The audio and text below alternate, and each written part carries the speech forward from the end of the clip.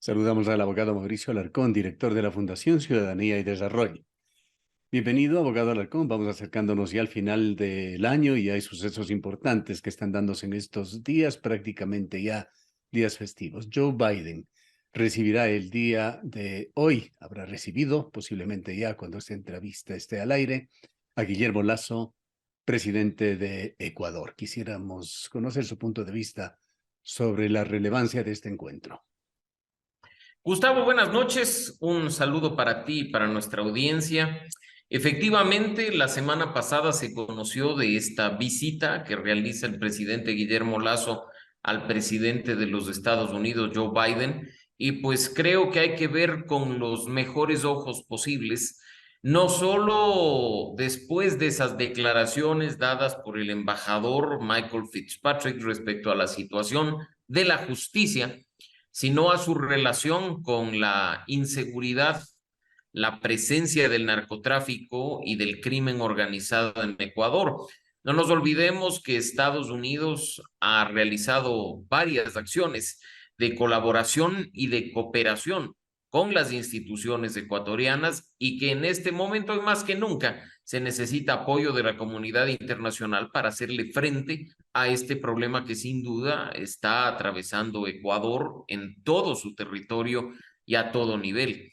No nos olvidemos también que acaba de ser aprobada en la legislatura de los Estados Unidos una ley binacional para apoyar a Ecuador en este y en otros temas. Y destaco quizá la importancia de que precisamente en esa norma aprobada en los Estados Unidos también se menciona aspectos de colaboración respecto de el trabajo en cuanto a institucionalidad, Estado de Derecho, democracia y lucha contra la corrupción. Así Acá es, no esta ley hablamos. bipartidista de asociación entre los dos países aparentemente es muy importante.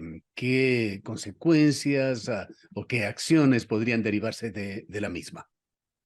Principalmente la cooperación internacional, Gustavo, que es innegable que nuestro país necesita, no solo en cuanto a fondos, que muchas veces y en varias ocasiones han venido del gobierno y del pueblo estadounidense, sino también cooperación técnica. Mira que en lucha contra la corrupción, insisto, uno de los temas que, como sabes, es para nosotros ciudadanía y desarrollo fundamental, el apoyo de la justicia norteamericana ha sido clave. Mira que quienes están siendo procesados en los Estados Unidos por corrupción se encontraban impunes en nuestro país e incluso buscaron en los Estados Unidos ese refugio para la impunidad pensando que podían disfrutar como corresponde. Esa colaboración que, como digo, es técnica y basada en normas resulta fundamental para recuperar incluso aquello que por derecho nos corresponde, esos recursos públicos que nos han robado y han ido a parar en los bolsillos y en las manos de unos pocos. Llegado el momento ya en el que se ha superado el Mundial de Fútbol que tenía a todos un tanto distraídos y esta etapa en la que vienen festividades, será ya el punto en el cual los ecuatorianos tengamos que inmiscuirnos un poco, involucrarnos, participar en las elecciones del 2023. Y quisiéramos iniciar este tema con una visión suya sobre estos partidos, movimientos políticos, estos actores que se han inscrito para apoyar el no o el sí en la consulta popular. Gustavo, no nos olvidemos, como tú dices, que en febrero de 2023 no solo acudiremos a elegir a nuestras autoridades seccionales, sino que también tendremos la oportunidad de votar en un referendo que cambie parcialmente nuestra constitución en temas tan sensibles y tan importantes como el de la extradición, a cuestiones tan fundamentales en materia institucional como la designación de autoridades y la forma en que se compone y se nombra al Consejo de Participación Ciudadana y Control Social. Si bien es cierto que la ciudadanía vendrá de un ambiente festivo y probablemente empezará a preocuparse para el tema de las deudas pendientes después de la fiesta, como siempre pasa, no es cuestión menor lo que enfrentaremos en las primeras semanas de 2023, con lo cual la ciudadanía responsablemente tiene que escuchar la opinión, el análisis que se transmite a través de medios de comunicación como este e incluso tomarse un poco de tiempo,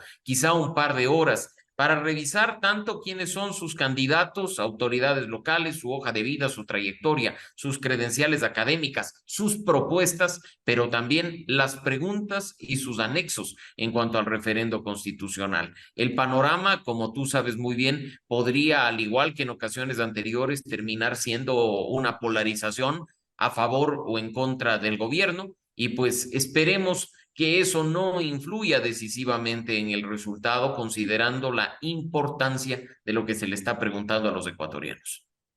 ¿Cuál es su visión sobre las preguntas de la consulta popular? No queremos entrar una a una, sino más bien sobre los conflictos que se abren.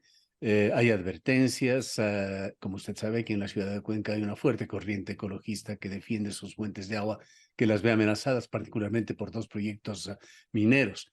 Y se ha comentado en estos días que me parece la pregunta quinta que habla sobre las zonas de recarga hídrica, abriría con sus anexos un interim, un periodo en el cual el gobierno podría emitir cualquier tipo de resolución sobre estos conflictos, una especie de caballo de Troya. Partamos de que, como ya lo ha dicho el gobierno, Gustavo, hay tres ejes principales en este proceso de referendo. El primero, vinculado al crimen organizado transnacional, con la pregunta de la extradición. El segundo, con la institucionalidad, lo que significa trabajar en independencia de la Fiscalía, la designación de autoridades, la conformación del Consejo de Participación Ciudadana y finalmente, pues, aquellas preguntas vinculadas, como tú ya lo has mencionado, al tema ecológico. Creo que el punto de partida es generar conciencia en la ciudadanía, porque ya se escucha ese tipo de afirmaciones en la campaña electoral, de que esta cuestión que se le preguntará, este referendo, no va a cambiar la vida de los ecuatorianos de la noche a la mañana, no va a convertirle a Ecuador en cuestión de horas en un país seguro, o no va a poner en inminente riesgo la institucionalidad y la designación de autoridades. Hay que poner las iniciativas donde corresponde y dimensionar las expectativas con los pies sobre la tierra. Y si bien es cierto que hay riesgos, como los que algunos grupos ecologistas han señalado respecto de aquellas preguntas del tercer eje, podríamos, desde el lado de quienes trabajamos integridad, transparencia y lucha contra la corrupción, también mencionar riesgos de lo que significa cambiar la forma de Exactamente, designación de autoridades o reducir el número de asambleístas. le toca jugar un papel a las organizaciones ciudadanas, sabiendo que los ecuatorianos, en general el ecuatoriano de a pie, está demasiado ocupado en sobrevivir como para leer esos largos y a veces complejos anexos. Y mira qué irresponsable puede resultar el gobierno nacional, que simplemente le presenta al país a través de su campaña en redes sociales una visión que es la que quieren imponer para obtener un resultado positivo. Yo te pregunto, en cuanto a un tema muy específico, el de la Asamblea Nacional, ¿el problema es de cantidad o de calidad? ¿Va a cambiar la Asamblea Nacional por no tener 150 y solo tener 120 legisladores? El problema de la crisis de representatividad, del mal trabajo que realiza un número considerable de legisladores, no se fundamenta en la cantidad, ni como algunos funcionarios de este gobierno lo están haciendo, en el monto económico que cada despacho representa a los ecuatorianos al mes, sino en la irresponsabilidad de los partidos y movimientos políticos en presentarnos candidatos que ni siquiera tienen las credenciales académicas o de experiencia suficiente para ocupar un cargo. Se aplica incluso en las elecciones locales en este momento, donde vemos simplemente cualquier persona ocupando un listado de concejalías. Y yo creo que bastaría hacer ese simple ejercicio, como lo mencionaba días atrás en mi cuenta de red social de Twitter, en el sentido de revisar las listas de concejales para ver cuánto le importa a una ciudad, a un alcalde, a una autoridad, lo que puede pasar con el futuro. Creo que ahí hay una respuesta bastante clara y en ese sentido, como digo, y tú lo mencionas acertadamente, Gustavo, algunos no se darán el tiempo de revisar, se dejarán llevar por las corrientes, con lo cual el trabajo desde la sociedad civil y por supuesto de la mano de ustedes, los medios de comunicación, los periodistas, este tipo de espacios informativos puede hacer la diferencia. Y estas advertencias parecen no ser un tema sin piso, pues hay boletines oficiales que de alguna manera dan cuenta de esa decisión predeterminada del gobierno, priorizando exclusivamente temas económicos, no negamos su importancia, pero yéndose por encima de decisiones como la consulta de Cuenca, apoyan directamente la minería. Un boletín de prensa dio cuenta recientemente, la semana pasada, que el Ministerio de Energía y Minas ha promovido la conformación de un plan estratégico. Lo ha hecho en una reunión también llamada estratégica con presencia del Ministerio de Energía y Minas, la Secretaría de Alianzas Público-Privadas, elementos, miembros directivos de las Fuerzas Armadas para defender a los proyectos mineros que se dan en el país. El gobierno debería actuar también en esto con equilibrio. Hay un Ministerio del Ambiente que tiene que jugar un papel también súper vigilando el tema de los problemas medioambientales, ecológicos. Hace falta realmente una actuación transparente y un tanto equilibrada del gobierno en estos temas. Totalmente, Gustavo, y las instituciones y las autoridades no pueden actuar al margen de la norma. Vivir en un estado de derecho implica no depender de decisiones personales y subjetivas, sino de depender únicamente de lo que dice la Constitución y la ley. Mira lo que resulta de posiciones contrarias, incluso en instituciones que deberían trabajar coordinadamente. Tú has mencionado dos ministerios, el del ambiente y el de energía, y pues ni siquiera entre ellos probablemente hay comunicación en algo que les resulta tan importante, no solo a la región sur, sino al país entero. Así es que creo que ahí es donde se deben establecer responsabilidades y sobre todo como ciudadanos levantar la voz y seguir aprovechando cuanto espacio tenemos disponible para generar opinión pública sobre la base de información y datos y pedir a las autoridades, como se lo ha hecho en múltiples ocasiones, que respeten la norma, pero además, por sobre ella, la voluntad del pueblo, que muchas veces ha sido manifestada a través de las urnas y tiene la misma fuerza normativa que la propia Constitución. La semana pasada, el grupo Citi, que es un sitio de análisis del Citibank como observador de la economía mundial, dio un pronóstico bastante preocupante de Ecuador, con un posible crecimiento de apenas el 1% en el 2023. Y aducía fundamentalmente sus conclusiones debido a la incertidumbre política que existe en el Ecuador. Con este antecedente quisiera su análisis con respecto a la Asamblea, todo lo que ha pasado en estas últimas semanas, este último acto de los 137 legisladores de ir a una vacancia judicial. El presidente Lasso lo ha criticado, señalaba que dada la situación del país no debían haberlo hecho, pero es la costumbre. Esto se ha hecho a pesar de que existía un orden judicial de posesionar al superintendente de bancos que no se lo va a cumplir a tiempo.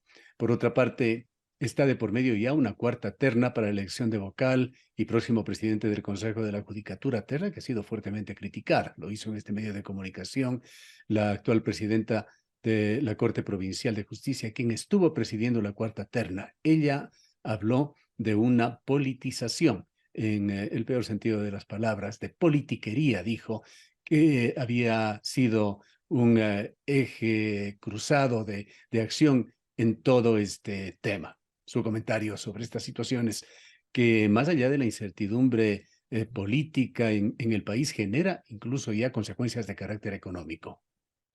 Y ese es el punto de partida, Gustavo. Pensar que la economía va por cuerda separada que la política es ingenuo, por decirlo menos.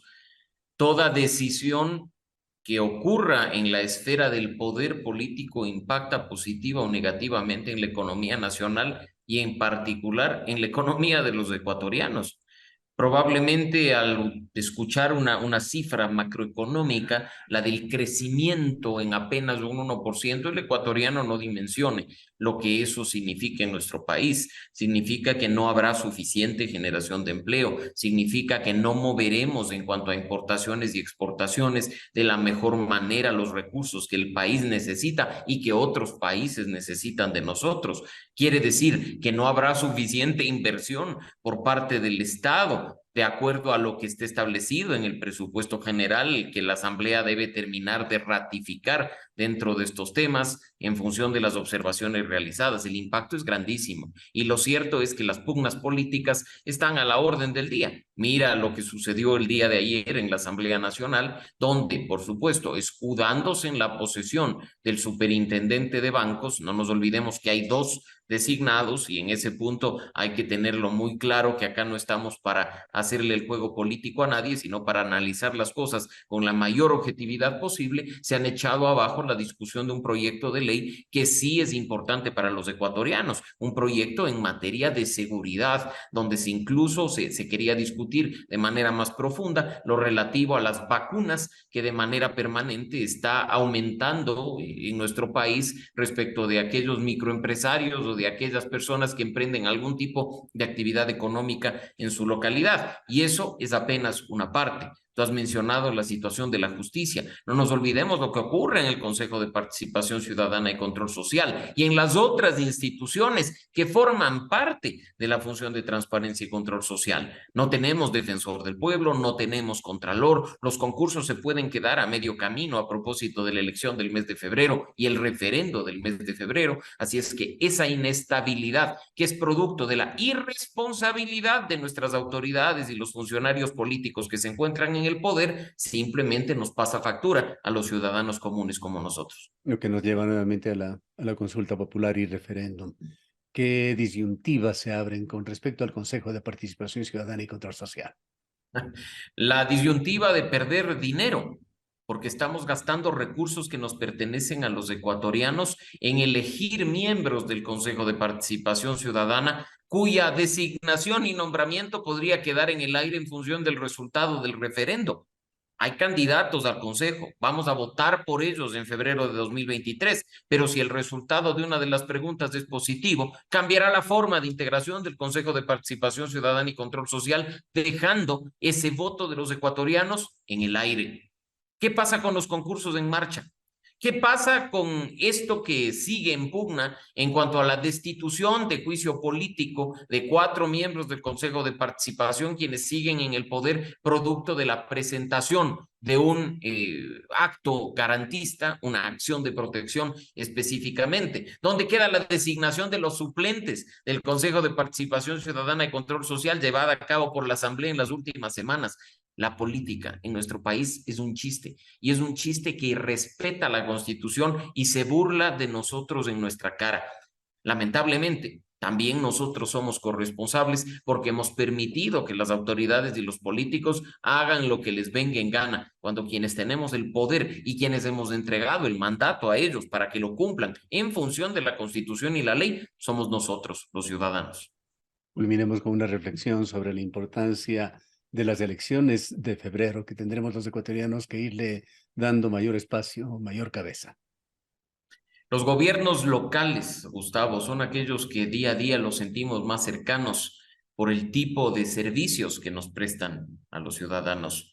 La recolección de basura, el mantenimiento de parques y jardines, la cuestión del tránsito, está en manos de esas autoridades locales. La participación ciudadana en cuanto a lo que ello implica se realiza en este nivel de gobierno, en el gobierno local. Por ello, al momento de elegir, por un momento no lo hagamos con el corazón, hagámoslo con la cabeza. Informémonos quiénes son los candidatos, su trayectoria, su hoja de vida, su experiencia, su formación académica. Revisemos sus planes de gobierno presentados al momento de inscribir las candidaturas. No nos dejemos llevar por sonrisas fingidas o por bonitos jingles en spots publicitarios y tomemos la mejor decisión, considerando que en manos de quienes elijamos en febrero de 2023 estarán los 4 siguientes años de funcionamiento de nuestra provincia, de nuestra ciudad o de nuestra parroquia. Gracias, abogado Alarcón. Siempre un gusto, Gustavo, a la orden. Un abrazo a la distancia a ti y a nuestra audiencia. El abogado Mauricio Alarcón es el director de la Fundación Ciudadanía y Desarrollo.